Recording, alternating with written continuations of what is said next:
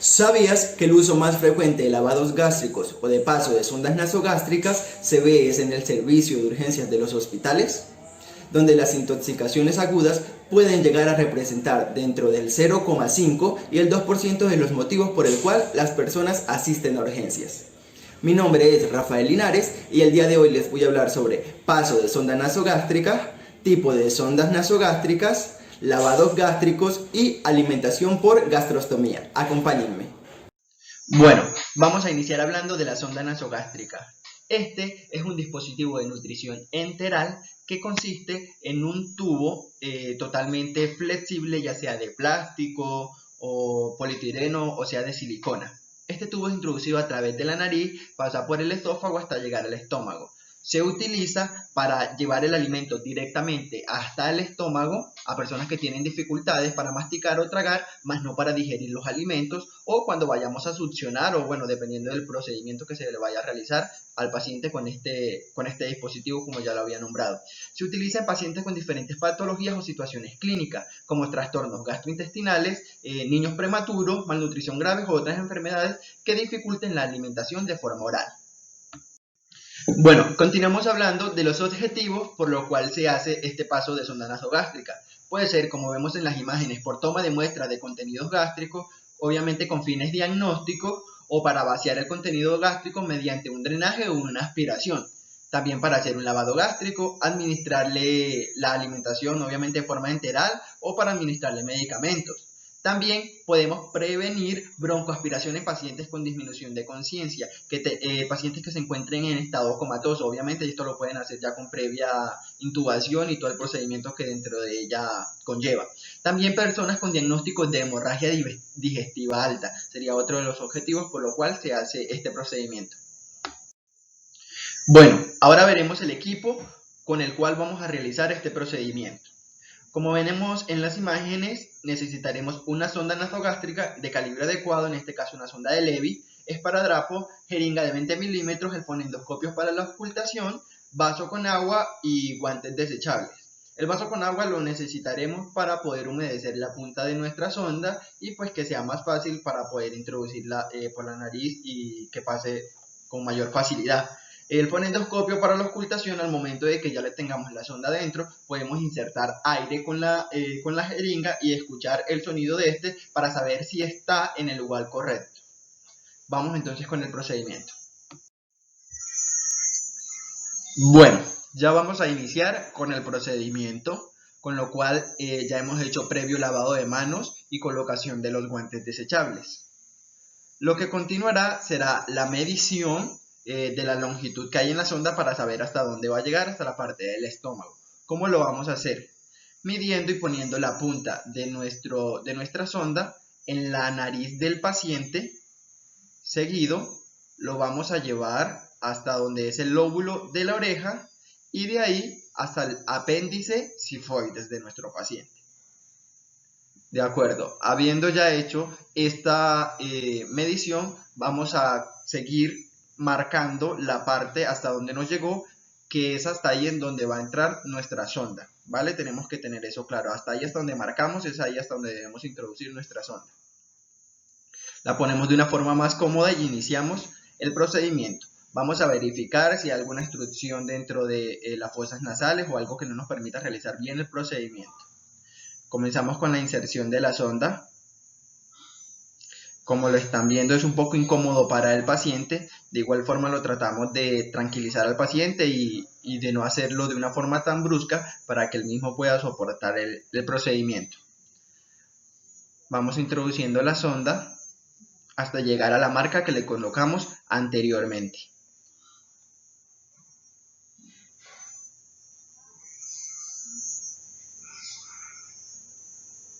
Vale, en el momento que ya llegamos a la marca, como lo están viendo ahí en el video, vamos a comenzar con la jeringa que ya habíamos hablado anteriormente de 20 centímetros, vamos a insuflarla completamente y vamos a mandar aire hasta el estómago y con el fonendoscopio vamos a ocultar, vamos a escuchar si realmente está en el lugar exacto, si realmente está en el lugar que necesitamos que esté la sonda.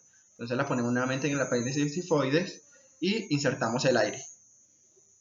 Ok, está muy bien. En el momento que ya escuchamos el paso del aire llegando al estómago, la segunda prueba y última es donde vamos a retirar el líquido que haya dentro del estómago para poder verificar que realmente sí está en el lugar que es. Miren, este es el líquido.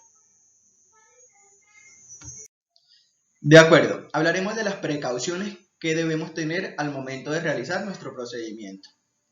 Primeramente, al introducir la sonda, si nuestro paciente tiene muchísima tos o dificultad respiratoria, inmediatamente debemos retirarle la sonda al paciente. Como lo dije durante el procedimiento, no podemos realizar movimientos bruscos ni forzarnos si encontramos alguna dificultad. Tenemos que tratar de tranquilizarnos y tranquilizar al paciente. Anteriormente ya debimos haber valorado el tipo de sonda que íbamos a utilizar y el calibre dependiendo de la utilización que le íbamos a dar a la misma. Tipos de sondas nasogástricas. Como vemos en la imagen tenemos tres tipos, la sonda de Levin, catéter de Salem y el tubo de Dubois. La que utilizamos hoy para realizar el procedimiento fue el catéter de Levin. Este tipo de sonda nasogástrica es de un pequeño diámetro y de un solo volumen. Es más utilizada para la aplicación de medicamentos o de alimentación para el paciente. Seguimos con el catéter de Salem, que es un tubo nasogástrico con un gran diámetro, doble volumen y se utiliza para aspiraciones en gran volumen. Por último tenemos el tubo de Dubois. Es menos conocido, pero también es muy utilizado. Este tubo de Dubois es de un diámetro pequeño, tiene un peso al final del mismo con el fin de que éste se estire durante la inserción debido a la gravedad que se genera cuando estamos realizando el procedimiento. El lavado gástrico es una técnica que nos permite vaciar el contenido del estómago para que éste no pase al resto del tubo digestivo ni se absorba. ¿Cómo lo realizamos? Introduciendo una sonda a través de la nariz que pase por el esófago hasta que llegue al estómago. En ese momento podemos realizar la absorción de lo que tenemos ahí en el estómago, por eso también se le llama succión gástrica a este procedimiento. Se puede meter agua y lavar hasta que se limpie totalmente el interior del estómago. Es una técnica que se realiza muy seguido dentro de los servicios de urgencias en los hospitales, más sin embargo, aunque sea fácil de realizar y muy útil, no deja de ser una técnica invasiva que debe limitarse a situaciones solamente en las que sea necesaria. Bueno, el equipo que necesitaremos para realizar este procedimiento es una sonda, una jeringa, un embudo, el lubricante, guantes, agua tibia, carbón activado si está indicado y catártico. Y por último, los frascos de recogida de muestra para toxicología. Este es el examen en caso de que se lo hayan pedido. Se saca un poquito de la muestra de que se haya retirado del estómago y pues se envía a toxicología. ¿Para qué necesitamos el lubricante? Bueno, el lubricante puede ser hidrosoluble para poder introducir la sonda y que se haga con mayor facilidad, o simplemente se puede humedecer en un vaso con agua. El carbón activado ayuda a que lo que está en el estómago, en este caso si es algún tipo de agente o medicamento, algo que puede intoxicar al paciente, no se absorba, el cuerpo no lo absorba ni pase el resto del tubo digestivo, sino que genera como un bloqueo, ¿sí? Una capa para que eso no se absorba y puedan sacar todo lo que le pueda hacer mal al paciente. El catártico sirve pues para que el paciente pueda defecar de una forma más fácil y las heces pues sean más, digamos que con una composición más líquida. Bueno, esto sería todo. El embudo, pues al momento de ingresarle el agua para poder hacer el lavado, pues se pone el embudo o un tipo de jeringa especial para poder ingresar el agua por la sonda y que le llegue al estómago. Obviamente el paciente se tiene que acostar de medio lado en esta posición de cúbito lateral para que pueda ingresarle de mejor forma lo que es el agua o el líquido que le van a ingresar al momento de realizar el procedimiento. Bueno, pues no pude realizar este procedimiento por obvias razones, entonces les voy a explicar más o menos cómo se realiza. Seguimos los mismos pasos que hicimos para la introducción de la sonda anteriormente, nos lavamos las manos, preparamos que los guantes, del equipo necesario, introducimos, bueno, tomamos la longitud que de la nariz a la oreja, bueno, cuando ya tenemos toda esta longitud tomada, se introduce la sonda normalmente hasta el estómago, hacemos las comprobaciones que hicimos anteriormente, que auscultamos y insertamos aire a ver si está en el lugar, o bueno, en algunos casos también hacen una placa de tórax para saber si la sonda quedó en el lugar correspondiente. Cuando ya sabemos que está en el lugar correspondiente la sonda, vamos a comenzar a aspirar con la jeringa la mayor cantidad de contenido que el paciente pueda tener dentro de su estómago. Cuando ya hayamos realizado esto, hay que tener en cuenta que para poder realizar esto el paciente debe estar de cúbito lateral izquierdo y ligeramente con los pies inclinados, ¿vale? Y la cabeza un poquito hacia abajo para que la gravedad pues nos pueda ayudar a que todo lo que el paciente tenga le salga de mejor manera y más fácilmente. Cuando ya le hayamos retirado lo que el paciente tiene en el estómago, pues se le introducirá el líquido que han mandado para poder lavar el estómago, ya sea agua o en el líquido que hayan mandado. Se le introduce esta dentro del estómago y comienza a hacerse los lavados. Se procura que la cantidad que se introduce, se procura sacarse también la misma cantidad para que no vaya a haber un desorden hídrico para que afecte al paciente. Entonces, la misma cantidad que se inserta, se procura de que esa misma cantidad se pueda sacar del paciente. Se dice o se recomienda que se debe hacer menos de 10 veces este procedimiento de poder lavarle el estómago al paciente, ¿sí? De 10 veces repetidas, entonces hay que tener muy en cuenta esto. Para completar el lavado, si le indican que le ponga carbón activado, pues se prepara, creo que son 0,5 gramos por kilogramos de peso. Se prepara con agua, se disuelve y se le pone con una jeringa por la sonda al paciente, pues para que pueda hacer su efecto dentro del estómago y pues ya el paciente lo va a defecar, ¿sí? Se le deja al paciente ahí. Ese sería el procedimiento que se realiza para poder hacer el lavado. De acuerdo, vamos a hablar de las precauciones. Como ya lo habíamos dicho anteriormente, debemos tener cuidado y comprobar la ubicación y la sujeción de la sonda, la parte en que vamos a dejar la sonda, porque la podemos estar poniendo por un lugar incorrecto. Entonces se hacen las comprobaciones necesarias, con el fonendoscopio se hace la ocultación, o también, pues como lo dije, se pueden hacer una placa de tórax para saber si está en el lugar correspondiente. Comprobar las posibles alergias, bueno, si el paciente de pronto verificar si es alérgico a alguno, al plástico, como le dije, las sondas están hechas de diferentes materiales, de silicona, de polietileno, entonces hay que comprobar que no sea alérgico a estos materiales.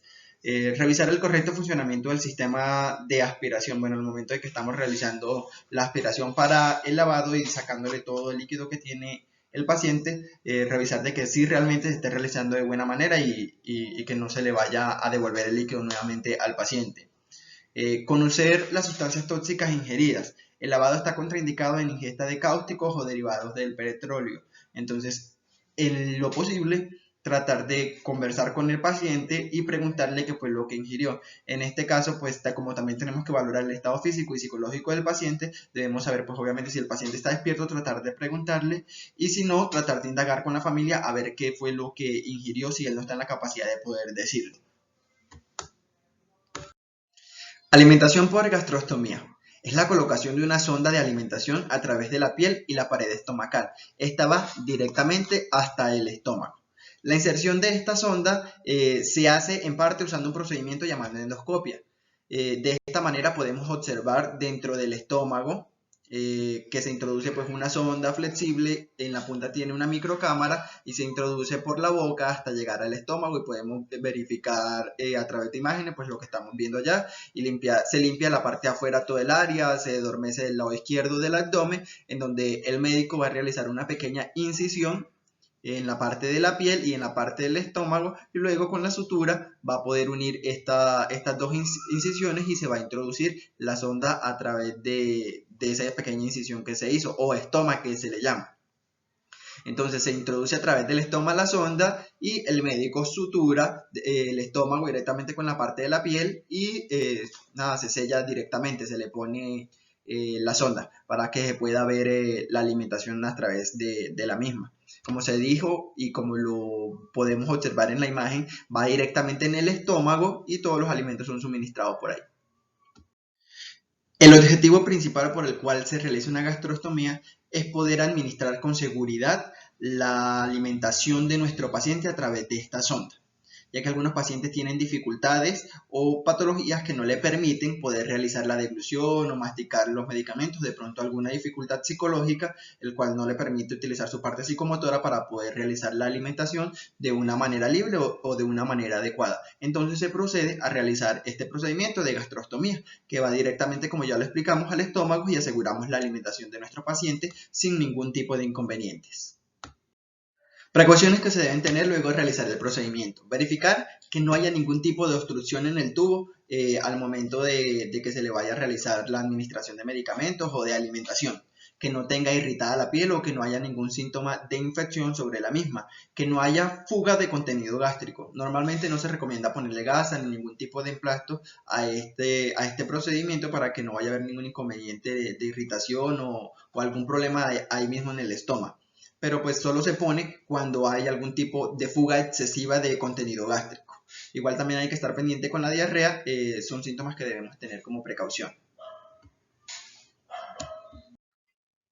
Cuidados de enfermería que debemos tener posterior al procedimiento. Obviamente debemos hacerle las curaciones diarias después de haber realizado el procedimiento a nuestro paciente. Los primeros días la limpieza se va a realizar con agua, con jabón y con soluciones antisépticas. Simplemente los primeros días se va a realizar con solución antiséptica. Luego simplemente se puede realizar con agua y jabón. El día posterior al procedimiento se tiene que comprobar el estado del estómago, o sea, de la incisión en donde le metieron la sonda y la permeabilidad de la misma, si está recibiendo medicamentos, si está recibiendo los alimentos de forma correcta. Girar diariamente la sonda, esto es muy importante, ya que al momento de poder estimular la sonda o girarla, vamos a evitar que ésta se adhiera a la piel y luego cuando se le toca quitarla le vaya a generar mucho dolor al paciente. Los cuidados de la sonda. Diariamente tenemos que limpiar la parte externa de la sonda. Porque diariamente con esto vamos a evitar de que los microorganismos se vayan a acumular en la misma y le vaya a generar algún tipo de infección al paciente. Igual que los apósitos, se tratan de evitar los apósitos para que al momento de retirarlos no vaya a extraer la sonda, no la vaya a desubicar de donde la dejaron, ¿sí? O para que tampoco vaya a generar ningún tipo de irritación ni ningún tipo de mal actuar ahí dentro del mismo, ya que sabemos que los apósitos, pues obviamente algunos nos causan bastante humedad, entonces la piel se pone roja, se pone más sensible, causa picazón, entonces debemos evitar todo este tipo de síntomas de los apósitos. Estos serían los cuidados que debemos tener posterior al procedimiento. Bueno, ha sido todo por mi exposición, espero que les haya gustado y les haya quedado claro los temas que pude exponer. Tener en cuenta los cuidados de enfermería que son muy importantes al momento de que vayamos a emplearnos o vayamos a trabajar en un lugar con algunos pacientes con estas patologías o cuando vayamos a ingresar una sonda nasogástrica. Importante poder fijar la sonda al momento de que yo realicé el video, pues le hice como una mínima fijación de este lado de la sonda como para no taparle esa parte de la nariz. Sin embargo, pues es importante fijarle bien la sonda para que al momento de tener el movimiento o la tracción de la misma para vayamos a insuflar con la jeringa, no se vaya a salir. También poder tener todo el equipamiento listo. Por ejemplo, cuando yo estaba realizando el procedimiento, me enredé un poco con el fonendoscopio. Es importante ya tenerlo aquí listo, simplemente pasarlo a las orejas para poder auscultar y que se nos sea más fácil. Le pudo ocurrir un accidente donde pudo haber sacado la sonda de forma brusca y pues pudo habernos dañado el procedimiento. Entonces, tener en cuenta todos estos datos.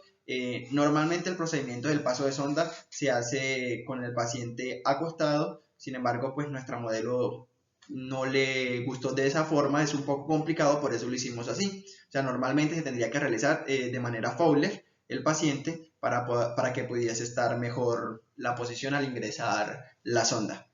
Bueno, ya aclarado esto, nuevamente agradecerles por su atención y para mí fue un gusto poderles haber expuesto estos temas. Gracias.